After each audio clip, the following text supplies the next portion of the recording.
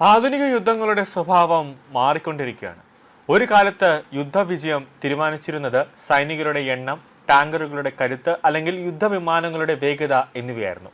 എന്നാൽ ഇന്ന് യുദ്ധഭൂമിയിൽ വിജയിക്കുന്നത് സാങ്കേതിക വിദ്യയും വിവര ശൃംഖലയും റഡാർ സംവിധാനങ്ങളും കമാൻഡ് നെറ്റ്വർക്കുകളും ഇലക്ട്രോണിക് യുദ്ധ സംവിധാനങ്ങളുമാണ്.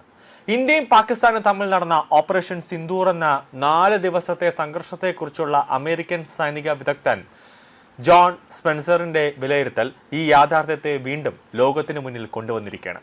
ഓപ്പറേഷൻ സിന്ദൂറിന്റെ 1ാം വാർഷികത്തിന് മുന്നോടിയായി സ്പെൻസർ നടത്തിയ നിരീക്ഷണങ്ങളിൽ ഏറ്റവും ശ്രദ്ധേയമായത് യുദ്ധത്തിന്റെ തുടക്കത്തിൽ പാകിസ്ഥാൻ തന്ത്രപരമായ നേട്ടം നേടിയെങ്കിലും അവസാന ഘട്ടത്തിൽ ഇന്ത്യ പൂർണ്ണമായും വ്യോമ മേധാവിത്വം സ്വന്തമാക്കിയെന്ന വിലയിരുത്തലാണ്. യുദ്ധത്തിന്റെ ആദ്യ മണിക്കൂറുകളിൽ ഇന്ത്യ പാകിസ്ഥാൻ യുദ്ധവിമാനങ്ങളെ ലക്ഷ്യമിട്ട് നടത്തിയ ആക്രമണങ്ങൾ വലിയൊരു ആഘാതമുണ്ടായിരുന്നു. ചില ഇന്ത്യൻ വിമാനങ്ങൾ തകർന്നുവെന്ന റിപ്പോർട്ടുകൾ പാകിസ്ഥാൻ ആഭ്യന്തര രാഷ്ട്രീയത്തിലും അന്താരാഷ്ട്ര മാധ്യമങ്ങളിലും വലിയ രീതിയിൽ പ്രചരിക്കപ്പെട്ടു. ആ ഘട്ടത്തിൽ പാകിസ്ഥാൻ തന്ത്രപരമായ മുൻതൂക്കം നേടിയെന്ന ധാരണ രൂപപ്പെട്ടു. എന്നാൽ സ്പെൻസറിന്റെ അഭിപ്രായത്തിൽ യഥാർത്ഥ യുദ്ധഫലം തീരുമാനിച്ചത് ആദ്യ പ്രഹരമല്ല, മറിച്ച് പിന്നീട് ഇന്ത്യ വളരെ സാങ്കേതികമായും കൃത്യമായും നടത്തിയ വ്യോമ പ്രതിരോധ നശീകരണ ദൗത്യങ്ങളാണ് യുദ്ധത്തിന്റെ ഗതി തന്നെ മാറ്റിമറിച്ചത്. മെയ് 8 മുതൽ ഇന്ത്യ പാകിസ്ഥാന്റെ പ്രധാന റഡാർ സംവിധാനങ്ങളെയും വ്യോമ പ്രതിരോധ കേന്ദ്രങ്ങളെയും ലക്ഷ്യമിട്ടാണ് ആക്രമണം ശക്തമാക്കിയത്. ചുനിയാൻ, പാസ്വേർ തുടങ്ങിയ പ്രദേശങ്ങളിലെ മുൻകൂർ മുന്നറിയിപ്പ് റഡാറുകൾക്കും HQ-9 ദീർഘദൂര മിസൈൽ പ്രതിരോധ സംവിധാനങ്ങൾക്കും നേരെയുണ്ടായ ആക്രമണം പാകിസ്ഥാന്റെ പ്രതിരോധ ശൃംഖലയെ ഗൗരവമായി തന്നെ ബാധിച്ചു. ഇത് വെറും ഒരു വ്യോമാക്രമണമല്ലായിരുന്നു, മറിച്ച് ശത്രുവിന്റെ കണ്ണുകളും ചെവികളും അടയ്ക്കുന്ന തരത്തിലുള്ള യുദ്ധതന്ത്രമായിരുന്നു. ആധുനിക വ്യോമയുദ്ധത്തിൽ ആദ്യം ശത്രുവിനെ കാണുന്നത്, അവന്റെ നീക്കങ്ങൾ നിരീക്ഷിക്കുന്നത്, അതിവേഗം പ്രതികരിക്കുന്നത് എന്നിവ നിർണായകമാണ്.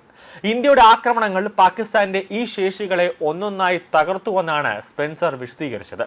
പ്രത്യേകിച്ച് അലഞ്ഞു തിരിയുന്ന യുദ്ധ ഉപകരണങ്ങൾ, അതോടൊപ്പം തന്നെ ലോയിറ്ററിംഗ് മ്യൂണിഷൻസ് എന്നിവ ഉപയോഗിച്ച് ഇന്ത്യ തുടർച്ചയായ സമ്മർദ്ദം പാകിസ്ഥാനിൽ മേൽ നിലനിർത്തി. ഒരു ആക്രമണത്തിൽ നിന്ന് രക്ഷപ്പെട്ട റഡാർ സംവിധാനങ്ങൾ വീണ്ടും പ്രവർത്തനക്ഷമം ആകുന്നതിനു മുമ്പ് അടുത്ത ആക്രമണം എത്തുന്ന രീതിയിലായിരുന്നു ഇന്ത്യയുടെ തന്ത്രം.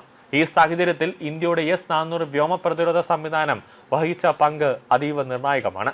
ഏകദേശം 300 കിലോമീറ്റർ ദൂരമുള്ള ഉയർന്ന മൂല്യമുള്ള വ്യോമ പ്ലാറ്റ്ഫോമുകളെ പോലും S-400 നിരീക്ഷിക്കുകയും ഭീഷണിപ്പെടുത്തുകയും ചെയ്തതോടെ പാകിസ്ഥാൻ വ്യോമസേനയുടെ പ്രവർത്തന പരിധി ഗണ്യമായി കുറച്ചു.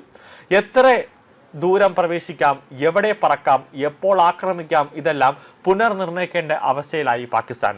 സ്പെൻസർ പറയുന്നത് പോലെ ആന്തരിക യുദ്ധം ഇനി വിമാനം നേരെ, അതായത് ലളിതമായ ഒരു പോരാട്ടമല്ല, അതായത് വിമാനം ഉപയോഗിച്ചുകൊണ്ടായിരിക്കില്ല, മറിച്ച് അത് വ്യവസ്ഥകൾ തമ്മിലുള്ള ഒരു യുദ്ധമാണ്. മാത്രമല്ല യുദ്ധവിമാനങ്ങൾ, അവയെ ബന്ധിപ്പിക്കുന്ന നെറ്റ്വർക്കുകളും റഡാർ സംവിധാനങ്ങളും ഇലക്ട്രോണിക് വാർഫെയർ പ്ലാറ്റ്ഫോമുകളും മിസൈൽ പ്രതിരോധ സംവിധാനങ്ങളും ഡേറ്റ കൈമാറ്റ ശൃംഖലകളും ഒരുമിച്ചാണ് യുദ്ധത്തിന്റെ വിജയപരാജയം തീരുമാനിക്കുന്നത്.